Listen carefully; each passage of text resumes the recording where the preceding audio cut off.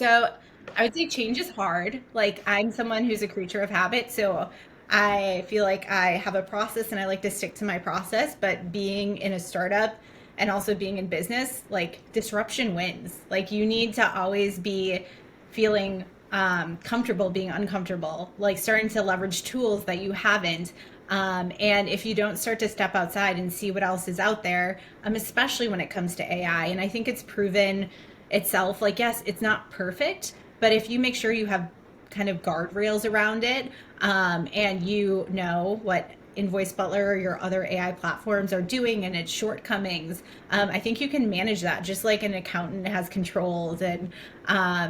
compensating controls. You want to make sure that you're not going out there just messaging customers with something that could be something that you're going to regret. So we are very clear with our work processes with Invoice Butler of here's the workflows, here's what's going out to customers. And I think having that clear understanding of how it works, what's the messaging, and then also being able to say like, hey, this is, a customer that we really want to, make sure we're talking with, and being able to kind of pinpoint like, here are customers,